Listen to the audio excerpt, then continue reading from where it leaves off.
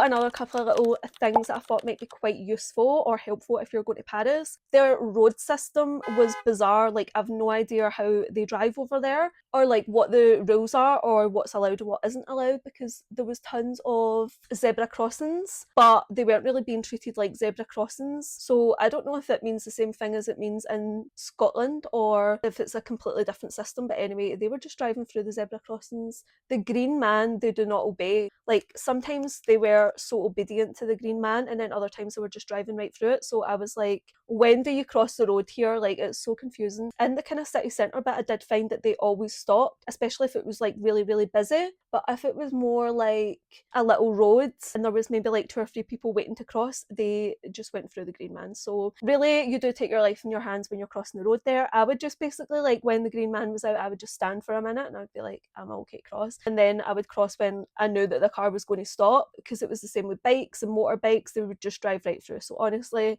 be careful when you're over there and just wait a second and see what's going to happen. Also, another thing that we didn't know, I don't know if this is like common knowledge or if we just didn't do our research or whatever, but they charge city tax over there, which is absolutely fine, but like, we just didn't know that they done that. And when we checked into a hotel, the hotel didn't let us know that they would be charging us for city tax either, but it was absolutely fine because we did have money in our budget that could cover that. I think it was like €8 per person per night. There was 3 of us there, so it was like €25. Is that right?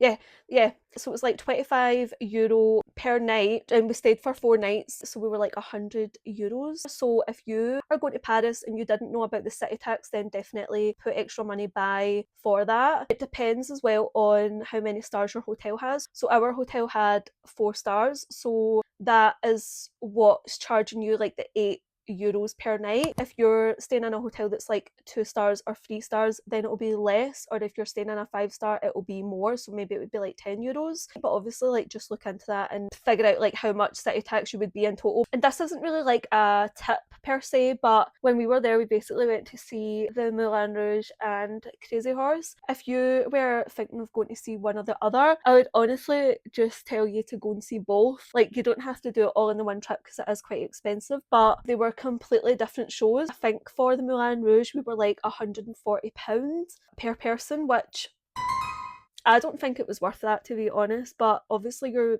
paying for like the experience and it's the Moulin Rouge and you're in Paris, so absolutely fine. It's a one and done. And I think for Crazy Horse it was cheaper than Moulin Rouge. I think it might have been like £110, and I wouldn't have said that one was better than the other. They were both like good, but in different ways.